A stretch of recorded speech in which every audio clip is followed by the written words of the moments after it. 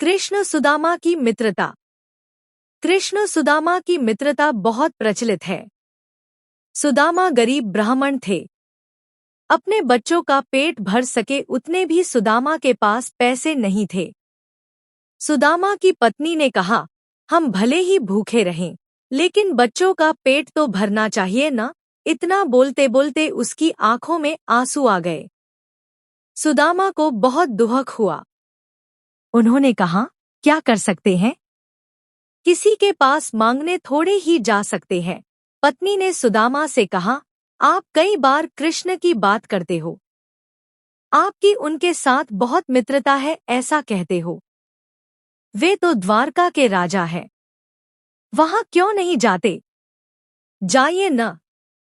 वहां कुछ भी मांगना नहीं पड़ेगा। सुदामा को पत्नी की बात सही लगी।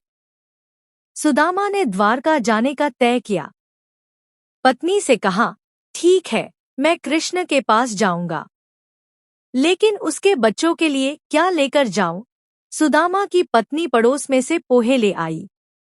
उसे फटे हुए कपड़े में बांधकर उसकी पोटली बनाई।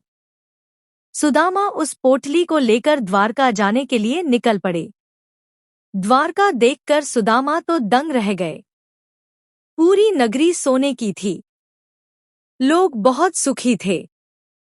सुदामा पूछते पूछते कृष्ण के महल तक पहुंचे। दरवान ने साधु जैसे लगने वाले सुदामा से पूछा, यहाँ क्या काम है? सुदामा ने जवाब दिया, मुझे कृष्ण से मिलना है। वह मेरा मित्र है। अंदर जाकर कहिए कि सुदामा आपसे मिलने आया है। दरवान को सुदामा के वस्त्र देखकर हंसी आई। उसने जाकर कृष्ण को बताया। सुदामा का नाम सुनते ही कृष्ण खड़े हो गए और सुदामा से मिलने दौड़े। सभी आश्चर्य से देख रहे थे। कहाँ राजा और कहाँ ये साधु? कृष्ण सुदामा को महल में ले गए। सांदीपनी ऋषि के गुरुकुल के दिनों की यादें ताज़ा की। सुदामा कृष्ण की समृद्धि देखकर शर्मा गए। सुदामा पोहे की पोटली छुपाने लगे, लेकिन कृष्ण ने खींच ली। कृष्ण ने उसमें से पोहे निकाले और खाते हुए बोले, ऐसा अमृत जैसा स्वाद मुझे और किसी में नहीं मिला।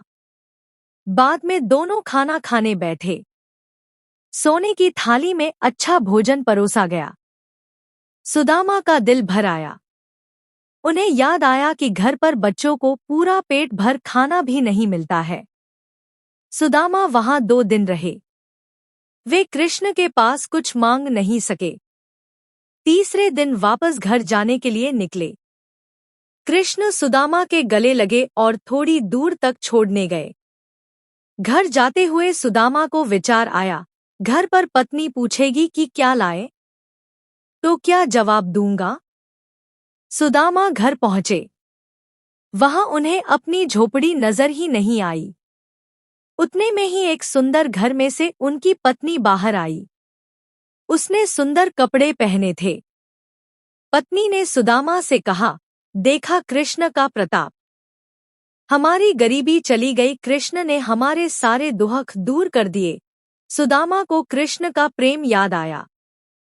उनकी आंखों में खुशी के आंसू आ गए। देखा दोस्तों, कृष्ण और सुदामा का प्रेम यानी सच्चा मित्र प्रेम। तो दोस्तों, सच्चे प्रेम में ऊंच या नीच नहीं देखी जाती और न ही अमीरी गरीबी देखी जाती है। इसीलिए आज इतने युगों के बाद भी दुनिया कृष्ण और सुदामा की दोस्ती को सच्चे मित्र प्रेम के प्रतीक के रूप में याद करती है।